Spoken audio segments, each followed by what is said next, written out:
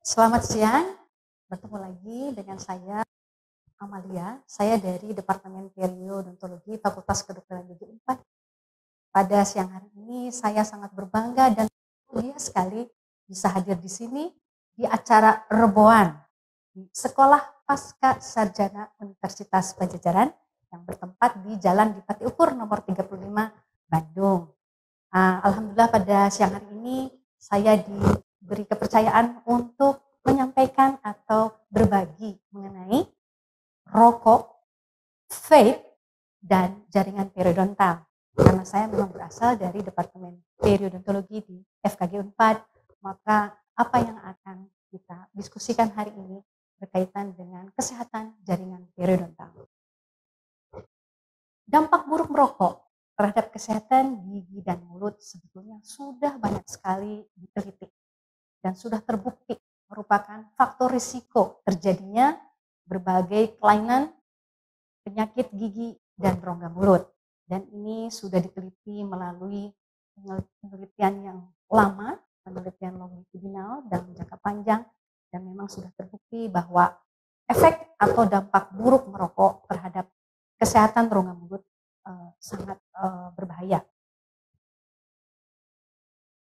Dan semenjak kegiatan merokok dilakukan melalui mulut, bukan dari bagian tubuh yang lain, bukan dari hidung, bukan dari telinga, bukan dari lubang yang lain, tapi dari mulut, maka yang pertama kali akan terkena dampak dari kegiatan merokok atau kebiasaan merokok ini, ya jelas, adalah mulut kita.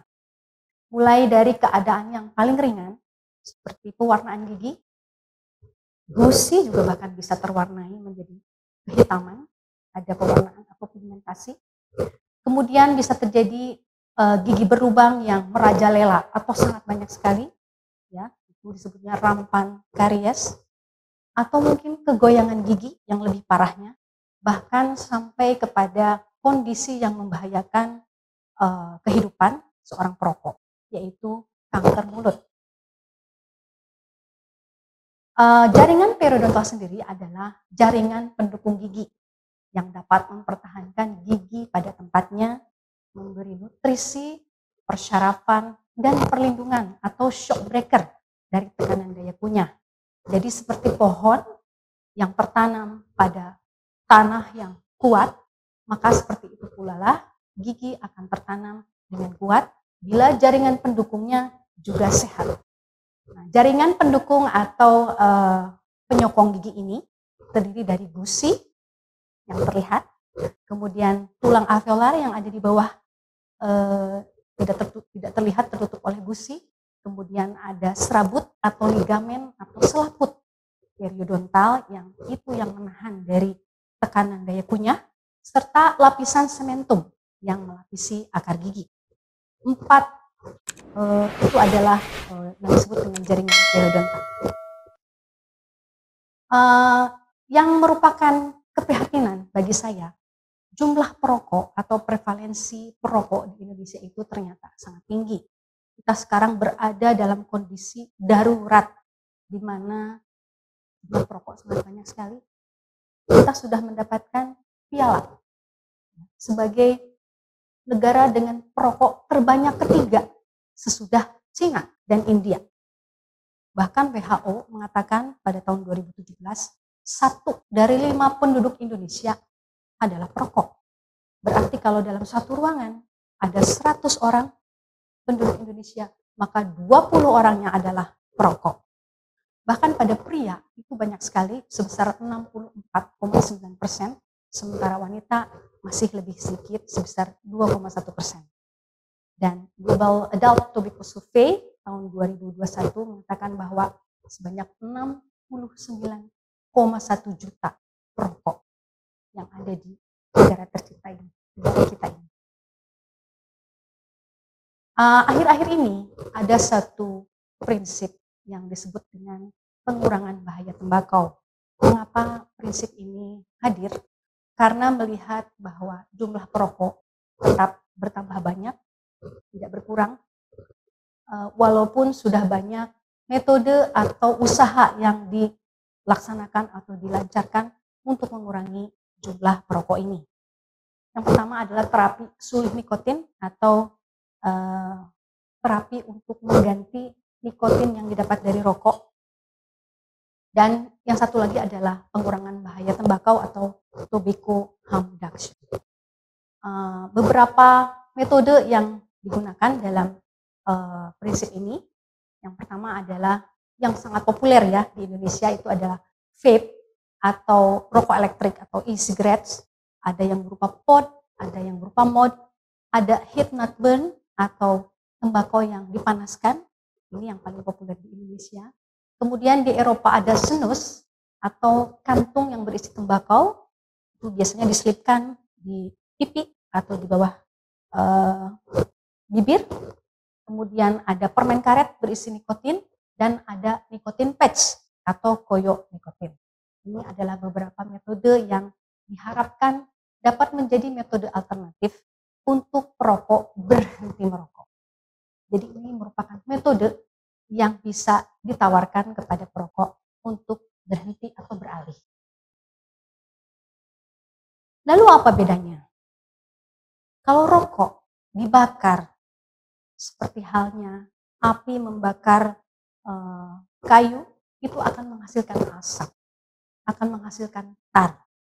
Sementara apa yang dibuat atau di mekanisme kerja dari vape atau e-cigarette adalah cairan yang dipanaskan. Sehingga menghasilkan uap, bukan asap, dan tidak ada tar sebagai hasil pembakaran. Sehingga pada beberapa istilah, rokok yang dibakar itu disebut dengan combustible product, sementara vape adalah combustible free product atau tidak ada pembakaran. Mungkin ini beberapa analog yang bisa disampaikan adalah bagaimana kita sekarang mengadopsi mobil listrik. Tidak ada pembakaran, tidak ada knalpot yang membakar, sementara mobil yang sehari-hari kita pakai masih ada combustion atau pembakaran dan tidak ramah lingkungan. Public Health England tahun 2022 sudah memberikan statement terbaru bahwa risiko atau bahaya dari penggunaan vape ini lebih banyak berkurang dibandingkan rokok yang dibakar. Akan tetapi tetap penggunaan vape ini ada risikonya, hanya sudah berkurang. Dan keberhasilan berhenti merokok dengan metode vape lebih besar, yaitu 65% dibandingkan dengan metode yang lain. Dan Public Health England mengatakan bahwa 90-95% pengurangan dari zat toksik yang bisa dibandingkan antara rokok yang dibakar dengan vape. Jadi dikatakan kalau rokok itu bahayanya 100%, maka vape bahayanya sudah berkurang menjadi 5%. Artinya kita membandingkan relatif dengan rokok yang dibakar, bukan dengan tidak merokok. Karena tetap ada risiko dari vape ini. Bukan berarti nol risiko atau free risiko, tetapi tetap ada, hanya sudah berkurang cukup banyak dibanding rokok yang dibakar.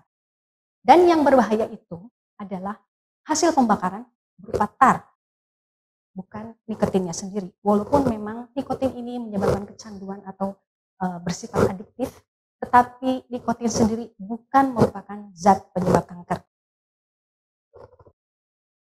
Demikian juga disampaikan oleh Pemberton di salah satu jurnal Oral Cancer dengan isu mouth cancer, dikatakan bahwa prinsip harm reduction ini cukup dapat diterima dalam mengurangi prevalensi risiko terjadinya penyakit kanker dalam rongga mulut yang diakibatkan dari merokok.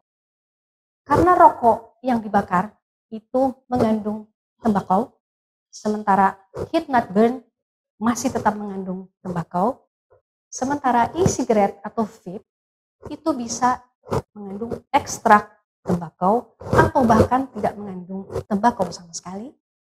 Kemudian sigaret atau rokok yang dibakar itu pasti mengandung nikotin. Demikian juga heat not burn mengandung nikotin. Sementara e-cigarette atau vape mungkin cairannya mengandung nikotin atau zero nikotin atau tidak mengandung nikotin sama sekali. Artinya seperti rokok kosongan ya, tidak mengandung nikotin, hanya untuk distraksi atau pengalihan dari para perokok. Yang ketiga, bahwa pembakaran dari rokok yang dibakar itu bisa mencapai lebih dari 800 derajat Celcius. Sementara heat not burn itu pemanasan tembakau kurang dari 350 derajat Celcius. Sementara apa yang ada di e-cigarette atau elektrik sigaret atau vape itu hanya merupakan pemanasan dari cairan. Lalu apa yang dihasilkan dari rokok yang dibakar? Sudah pasti asap. Karena tidak akan ada asap kalau tidak ada pembakaran. Sementara pada HNB atau heat not burn itu sebagian besar berupa aerosol atau uap. Sementara e-cigarette atau vape mengandung aerosol saja. Tidak ada asap sama sekali. Dan dari penelitian yang sudah dilakukan, rokok yang dibakar itu banyak sekali mengandung zat-zat toksik, beracun, dan menyebabkan kanker. Kemudian dibandingkan dengan heat not burn, itu bisa mengandung beberapa zat karsinogen walaupun sudah dalam jumlah yang sangat rendah. Sementara aerosol atau uap yang dihasilkan dari vape atau e-cigarette ini hanya mengandung sedikit sekali atau bahkan bisa dikatakan kadarnya tidak bermakna dari zat-zat yang menyebabkan kanker atau karsinogen. Ini menurut penelitian Pemberton. Tetapi saya masih skeptis. Apa benar ya seperti itu? Karena di bidang kedokteran gigi itu sudah melekat dalam pemikiran kami, bahkan dalam teori kami bahwa nikotin adalah zat yang menyebabkan penyempitan pembuluh darah. Sehingga kami sebagai dokter gigi akan melihat seorang perokok itu tidak memperlihatkan gejala-gejala peradangan. Walaupun plak gigi atau bakteri gigi berakumulasi, bertumpuk di permukaan gigi. Artinya, seorang perokok itu tidak memperlihatkan tanda-tanda terjadinya peradangan. Padahal bakteri banyak menumpuk di situ. Seharusnya dalam keadaan normal, apabila plak atau bakteri bertumpuk, maka gusi akan memperlihatkan mekanisme pertahanan tubuh atau peradangan. Tetapi seorang perokok tidak memperlihatkan hal ini. Sehingga dikatakan di bidang kedokteran gigi bahwa kebiasaan merokok memberikan efek topeng atau masking effect. Sehingga dokter gigi sulit untuk menegakkan diagnosis. Karena tidak terlihat apa-apa. Padahal kerusakan di mulut seorang perokok tetap berjalan. Demikian juga penyembuhan luka. Pada perokok itu terhambat karena dikatakan nikotin akan membuat pembuluh darah menyempit sehingga nutrisi akan terganggu. Bahkan pertahanan tubuh atau imunitas perokok itu akan mengalami gangguan karena pembuluh darahnya menyempit. Ini terlihat dari masking effect atau efek topeng. Karena itu saya bersama tim, saya Ramalia dari Departemen Periodontologi FKG dan Dr. Jimmy Gunawan, Dr. Gigi SP Perio, serta Dr. Gigi Agus Susanto, spesialis perio konsultan dari Departemen Periodontologi FKG Unpad juga, ingin melakukan penelitian bagaimana respon gusi pada pengguna vape yang sekarang banyak di Indonesia dibandingkan respon gusi pada perokok dan dibandingkan dengan respon gusi pada bukan perokok pada peradangan gusi yang dibuat atau peradangan gusi buatan. Karena tadi sudah dikatakan kalau pada perokok itu tidak akan memperlihatkan gejala apa-apa karena nikotinnya membuat vasokonstriksi atau penyempitan pembuluh darah. Nah, sekarang pada pengguna vape dengan liquid yang mengandung nikotin, apakah teori ini valid? Mari kita lihat. Jadi gingivitis atau peradangan gusi adalah mekanisme pertahanan tubuh sebagai respon terhadap plak bakteri yang menempel pada permukaan gigi. Dan peradangan ini penting untuk tubuh kita menghalau dan mempertahankan diri dari serangan bakteri. Nah, pada keadaan gingivitis atau peradangan, gusi akan terlihat merah, lunak, dan mengalami perdarahan saat menyikat gigi atau melalui pemeriksaan khusus. Jadi ini adalah tanda-tanda inflamasi atau peradangan gusi yang memperlihatkan respon normal dari gusi bila kita mendapatkan serangan atau mungkin iritasi atau stimulasi dari bakteri yang menempel di permukaan gigi.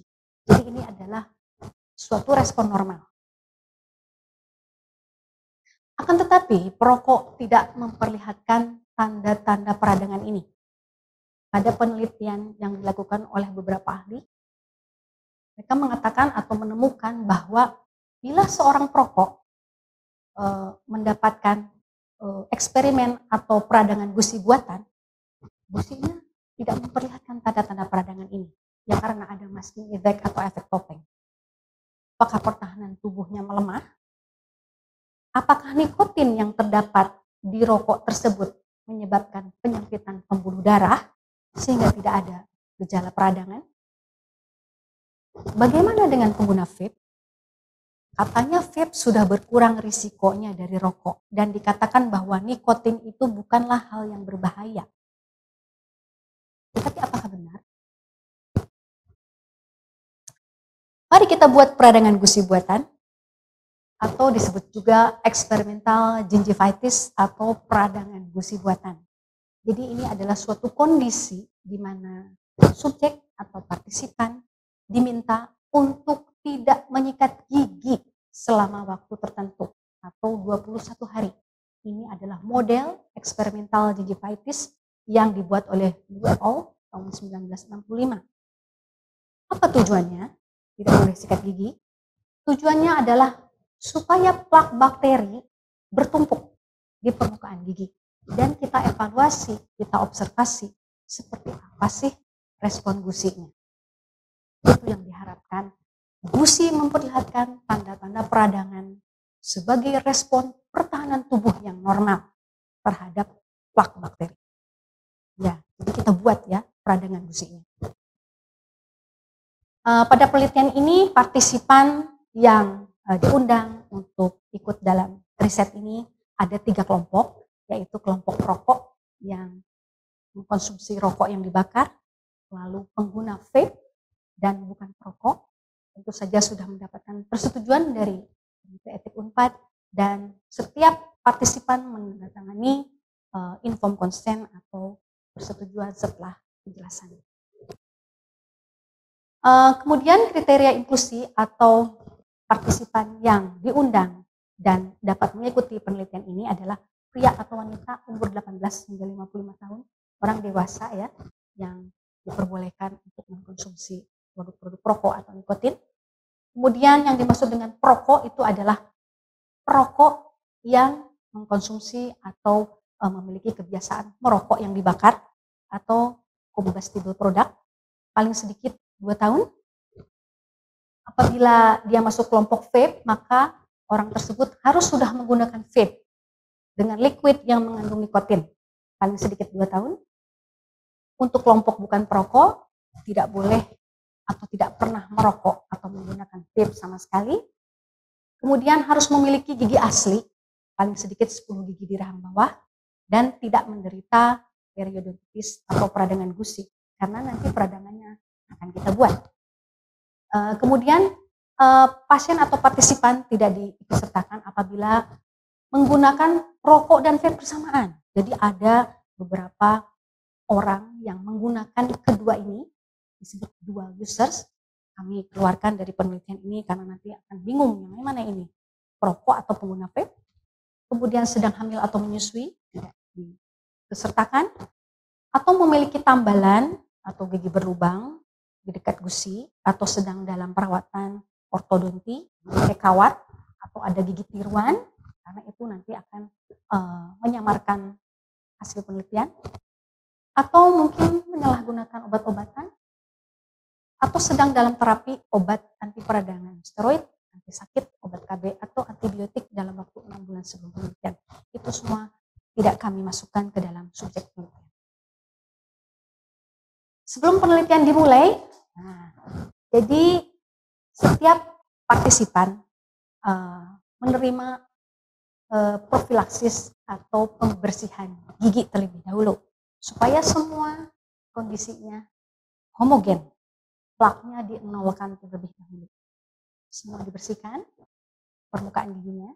Kemudian kami membuat penutup akrilik untuk mencegah daerah yang diteliti supaya tidak terkena penyikatan. Nah, ini adalah model modifikasi dari eksperimental gingivitis. Biasanya pasien itu tidak boleh menyikat gigi rahang atas dan rahang bawah. Tetapi dalam kondisi sekarang kan orang tidak mau sikat gigi, tidak menyikat gigi selama 21 hari, lalu nanti ketemu pacar, ketemu bos, ketemu tamu, aduh giginya banyak plaknya, malu ya. Sehingga ini adalah modifikasi untuk membuat eksperimental gingivitis dengan cara hanya rahang bawahnya saja yang dievaluasi, sehingga yang tidak disikat adalah rahang bawah saja. Rahang atas tetap diperbolehkan untuk disikat. Ya, jadi pasiennya tidak merasa keberatan atau subjeknya tidak merasa keberatan, dan subjek diminta untuk menggunakan penutup akrilik tersebut setiap menyikat gigi selama periode peradangan gusi buatan selama 21 hari. Selama 21 hari tidak boleh menggosok gigi di rahang bawah. Dan ditutup dengan akrilik ini untuk menjamin daerah tersebut tidak terkena penyikatan, tidak terkena pasta gigi, karena bisa mempengaruhi juga. Nah, beberapa parameter yang diukurnya secara klinis adalah penumpukan plak, lalu bagaimana peradangan gusi, dan perdarahan gusi yang terjadi sesudah waktu 21 hari tidak menyikat gigi, serta parameter biokimia, yaitu kadar kotinin pada ludah. Mengapa kadar kotinin pada ludah diperiksa? Kami ingin mengkonfirmasi bahwa betul para partisipan yang mengaku perokok dan pengguna vape memang betul menggunakan produk yang mengandung nikotin. Jadi akan terlihat dari ludahnya, kalau memang kotininnya tinggi, artinya betul rokok yang digunakan mengandung nikotin, atau liquid dari vape-nya pun mengandung nikotin.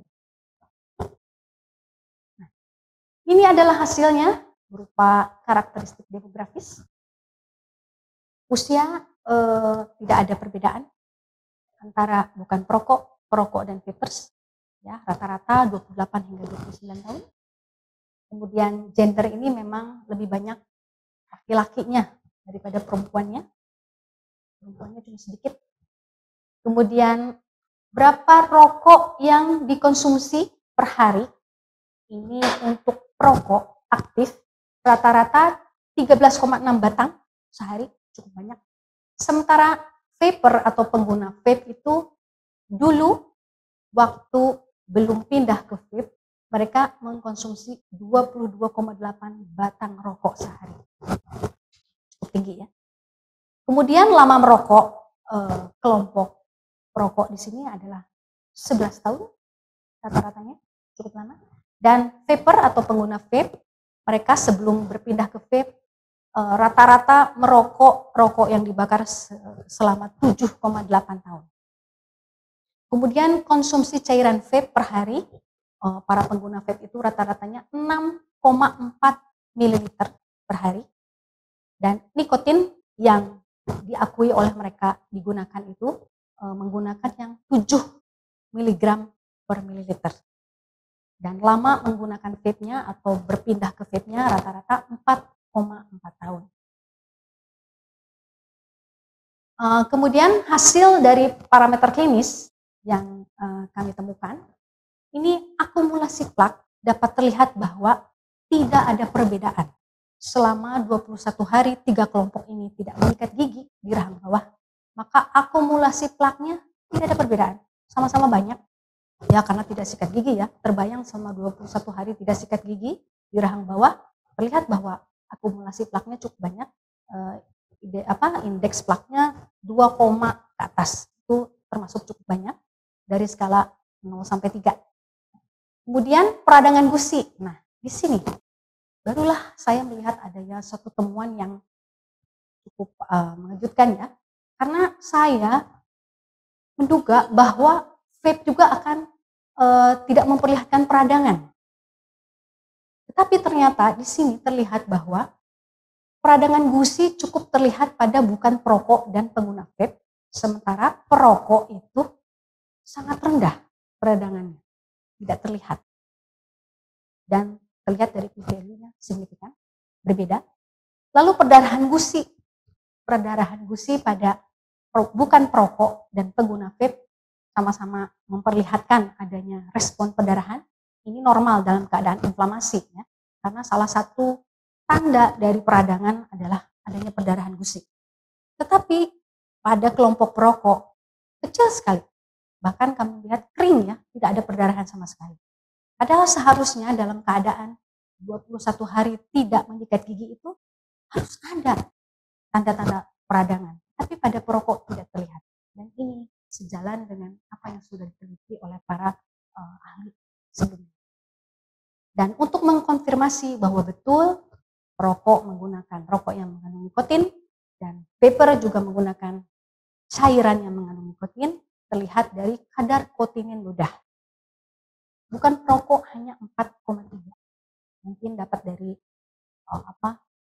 second hand smoke, atau mungkin dari tempat lain, mungkin dari makanan, karena banyak juga makanan yang mengandung nikotin seperti terung, kentang, tomat, itu mengandung nikotin, hanya 4,3, sementara perokok tinggi, kadar kotininnya 293,7 rata-ratanya, sementara pengguna vape yang mengakui bahwa mereka menggunakan cairan yang mengandung nikotin, maka kadar kotinin ludahnya terkonfirmasi sebanyak 180,2.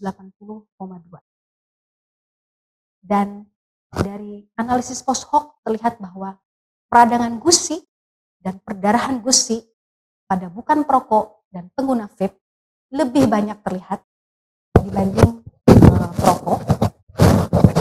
Sementara kadar kotinin pada ludah perokok dan vapor itu lebih tinggi dibanding bukan perokok.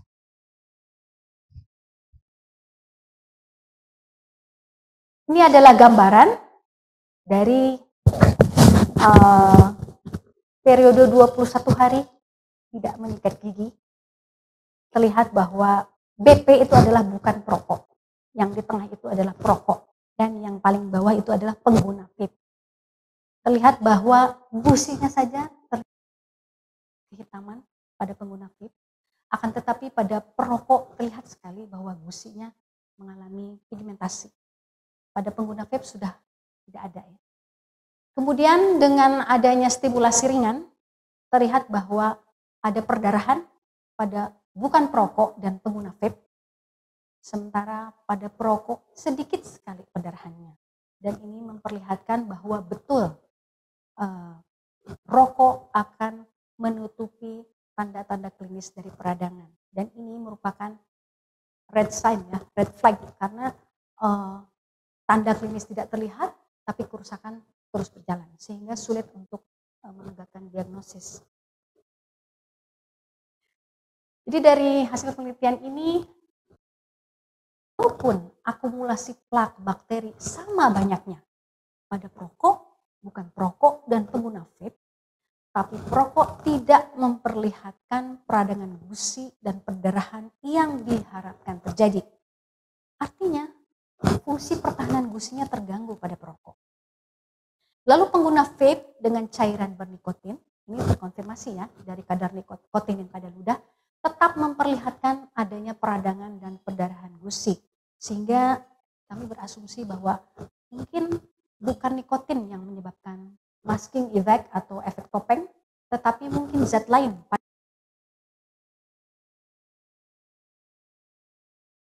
Akan tetapi penelitian ini juga memiliki keterbatasan, yaitu kami hanya melihat secara klinis, tidak melihat biomolekulernya. Demikian juga mungkin peradangan gusi yang dibuat juga hanya 21 hari, mungkin itu juga terlalu waktunya terlalu pendek untuk mengevaluasi keadaan peradangan buatan ini. Dan terbatas pada penelitian ini terlihat bahwa pengguna vape menunjukkan respon gusi yang serupa dengan bukan perokok selama percobaan peradangan gusi buatan. Walau bagaimanapun kami menyarankan bahwa perokok yang terbaik adalah untuk berhenti merokok secara murni tanpa berpindah dulu ke produk alternatif ini. Akan tetapi ini untuk para perokok yang sulit untuk berhenti merokok dengan cara yang lain. Dan tetap vape ini memiliki risiko, bukan berarti bebas risiko. Sehingga kami sarankan bahwa yang asalnya bukan perokok dan bukan pengguna vape, jangan pernah memulai untuk menggunakan vape. Karena ini merupakan metode alternatif untuk berhenti atau mengurangi merokok dan merupakan metode media saja. Untuk selanjutnya diharapkan para pengguna vape untuk berhenti menggunakan vape atau mengurangi kadar nikotin sedikit demi sedikit atau tapering off sehingga menjadi zero nikotin. Baik, terima kasih atas perhatian Bapak Ibu sekalian. Atur nuhun, cukupkan acara Rebuan pada hari Rabu ini. Terima kasih atas perhatiannya. Selamat siang. Assalamualaikum warahmatullahi wabarakatuh.